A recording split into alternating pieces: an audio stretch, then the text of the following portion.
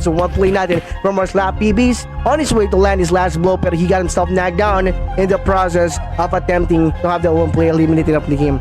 Right now, he's now standing or maybe tagging up the perimeter. Kung nasa worry about sa one play natin dito from staff who got knocked down or who knocked him down. And a moment too soon, one player maybe from Snap Force will be having the ring around or rotation for them to be able to have the rear end view or behind of this one player from Snap 15. Alright, Snap 14 or Snap 4. I know moving forward na dito, tagging up the perimeter. Kung nasa one player natin dito Snap 4, pero make no mistake, it's about this one player from Snap 15 can get a hold of his target after those Snap 4. He can get knocked down. Pero right now, it's now being played by those open fire ginagawa ng mga play natin all the way from Snap 4 or Snap 15. At the moment, in the blue zone, he's gonna be having speed dito sa location. Kung nasa na rin yung mga play natin dun from our Snap PBs. And there you go, before the blue zone, the most definitely had his movement. He got himself eliminated. What happens? So one play natin from our slap PBs on two-man squad, Remedios and Andre Letter gumagalaga. Remedios na being recovered from being knocked down by those other players. And yes, ganda ng position inside of one of these houses yung mga play natin dito. So that's why they can really take their time having this one player, Miss Pika, recover. Those men gonna be able to have their last blow after the one play inside of the blue zone, but somehow those other players gonna be attempting to throw a nade. That one player will be blown smithereen. Now threes, 15 kills, HKs, and another one busted us all the way from RGs, and there you go, Nate playing at his best one play from flat 11 slot 9, and of grabbing the left side of the screen for him to be able to have that save plays maybe, but again he got himself knocked out because of the blue zone. In the blue zone, the most definitely got the best out of the one guy. Last man from our two-man squad, not be mistaken as their friendlies or clan maybe tingnan natin. Pushing inside of the blue zone, yung one play natin dito, you know, scouting around just in case that someone's still raising their way to get outside of the blues. PB slot 16 versus slot 4. RU's another one bites the dust out from the spot. Fire continuously, everyone is aiming to get their knockout out of the squad that they are spotting out from the spot. Pero RB's natin dito, release some bullets out from those men from our stop HKs, hoping that he can get everyone's gonna be knowing that I go down to way about some play natin dito all the way over slap 4. On their way, they must slap 4 natin dito. Fingers crossed that they're gonna be getting their ambush out from those slap 4s right there. And then, by those broad and wide angle view out from those corners kung nasan yung way about ng possible opponent nila. Pero we have our slot 16 or mga PBs natin remaining as solid as possible. Maybe yung mga play natin dito. See that? One player from slot 5 HK most definitely pops out, pero no shot has been taken. This is a one play not DJ May all the way from slot 16. Maybe he's waiting for the 100% assurance that they're gonna be taking one out from those target of him down before he opens fire out from the spot where those target of him at, which is yung mga slot 5s na now is gonna be opening fire, using your window for possible knockdown. He will be having his position out from the other squad who's still searching for their target, possible target. Fire back, another one bites that dust into the side of the natin all the way to top 5. If we don't have the higher ground yung mga top 5 natin dito, they're the one who's being picked right now from the game one by one by our men from our slap for broad in wide angle view out from HELIX and pulling up the Reconnaissance way about some of the natin dito from top 15 would definitely knock the brothers down out from the game. Slot HELIX, slot 14, 3 men in up front. We have our slot HK card, last man doing camel run out front. We have our HELIX slot 11, wait for the 1v1 situation. Pero slot 3 only see the one player from slot 11 as their target before this one player from slot 5 working his way right now from this one player from slot 11. Those slot 11, those slot 3s most definitely seeing the one player as their target from the open fighting. Ginawa na one player dito slot 11. He definitely got himself gunned down by those slot 3s, even though nasa higher ground. The fusing moment most definitely occurred right now. Oh, it's the most slot 5. Ano saying nga, also player will go back to the slot 14, working their way to go down to win. Wait for the 1v1 and toe-to-toe situation. He got 2 knocked out from those slot 4 talent. Without that boost, he will be terminated out from the game right then. All of them are HKs. except towards one player from slot 10 and slot 18. Last man from this squad. They're gonna be facing 5-player gameplay. By somehow, this one player from slot 10 will be having his decent visual up of this target. Most definitely is gonna be having his 1v4 situation. But right now, they're running up the line here in the open, where this one player from slot 10 will be having his good visual for proper knockdown. Another one bites the dust.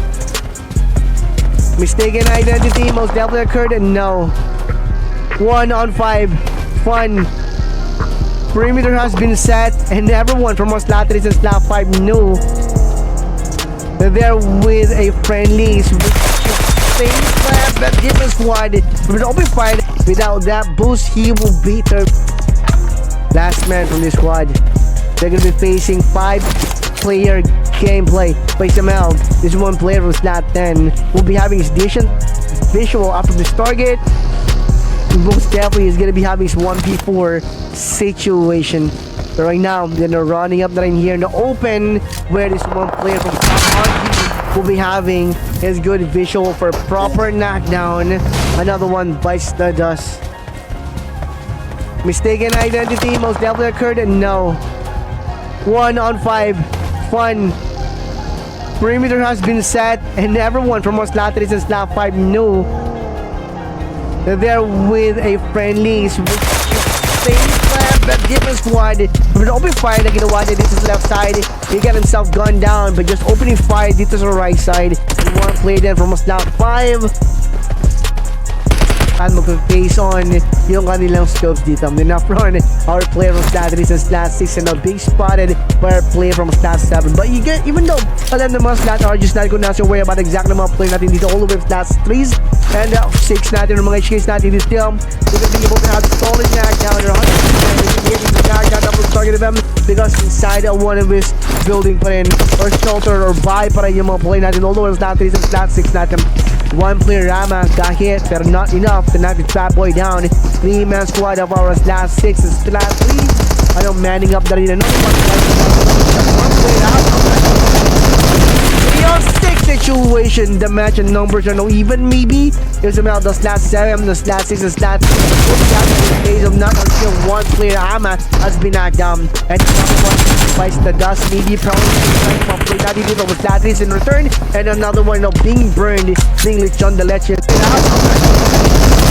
3-on-6 situation. The match and numbers are no even maybe. There's about the slot 7, the slot 6, and slot 6. Days of not until one player Rama has been knocked down. And another one bites the dust. Maybe probably play that he did with slot 3 in return. And another one now being burned. Being on the ledge in the way per player from a slot HKs. No vice versa slot RGs and one player from slot RG. And I'm crying out loud for help for him to be able to be recovered being knocked down by a player from slot 3s. Damage our men from our slot 3s. And that one player will be terminated by our player from slot HKs. That's in the measures not his dump. You know, risking his game lad just to have the one player terminated up. One play then from our slot 7. Kenji's, I know, moving forward, like now way about the 1v2 situation. There goes. Same time, we're just some more slot test natin. Slot 7 running up the Reconnaissance way about some more play natin dito all the way from slot PBs, slot 15. There we go. Enough from we have our RGs natin dito. HELIX on the other against slot 11. Finding and locating those areas kung saan nagkakameron na rin ng balag-bagan yung slot RGs and slot PBs natin. Up front, we have our slot 9 or mga RGs natin dito. Pero again, slot 9 is pointing the scope and throw the area kung nasaan yung mga other play natin, which is yung mga HELIX or slot 11s natin. And then momentarily, those PBs or slot 15 is going to be working their way out na rin kung nasaan throughout the area kung nasaan yung slot HELIX. Pero one guy natin, big five, so taking the opportunity to take one out of those sliding down from the blue zone and then flushing our player from the slot 15 in the open together with those men who's waiting for him for a possible termination out from the same time. We're just almost slot those men have a game plan to move in right now. Bonds with the stop way outside. side of the Blues. They don't play, having their good keeping plan out of those other players. They not being right on the side of the Blues. It's not RG's last member of the squad. Getting inside of the Blue Zone. Just to save himself. I don't know, but one player was not it. He means Uno. Maybe he got almost. He got himself run over the final one. There was not RG's buggies. That's not nice. By one guy in his face. I know that got eliminated off the game thinking that one player was not nice. It's a framey, but no, that is an opponent. He got himself eradicated from the game. Shots fired HKs versus Tia. Shots fired again. One player was not HKs. Under preparing the grenade. Here right now. Opening fire using the. Those is now recovering the one player's fate. Celebrating his stats, Bell slapped team inside of one of his houses or compound. That's why a hard target.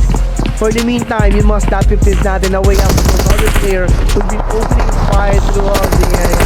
Stands on the team inside of one of his house, ready to heal up because of the blue zone. And after definitely not 17 created is a move bridge for him to be able to hide himself outside. You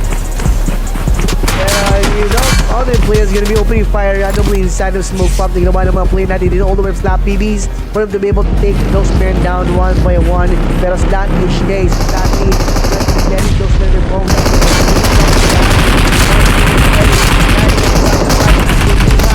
Going up front, with a 1v1 using that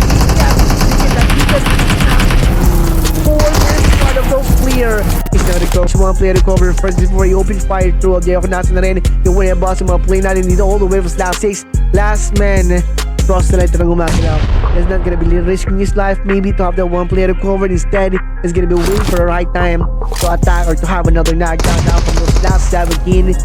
And that will be his green light to have that one player recovered. Pero nga lang, slot HK, slot B from the one player from the previous last man opponents, the most slot HKs natin. Bird's eye view. Everyone's using their vehicle to locate this one guy from slot 80, slot 8. Pero the movement or the blue zone are pushing this one player away. HK versus HKs. Finishing the game.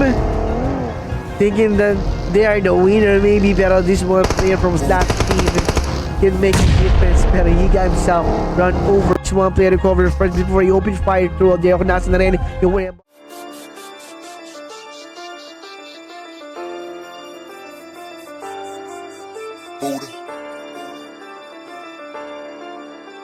Squatter House Gaming. Heto na sa laban, di ka uurungan ng mga malupit sa milay. Sumabay, sabay ka sa beat, lahat magingay. Malabuhawi pag bumakbak, sa pandinig lahat isaksak. Pag di ka tumago, ako'y asintado. Ito'y aprobado, ika'y sagalpak. May lalim at lawak, galawang mahusay. May tutok lumapat, galawang matibay. Lihiti munggang, kami ang patunay. May tutok sa clash, kaya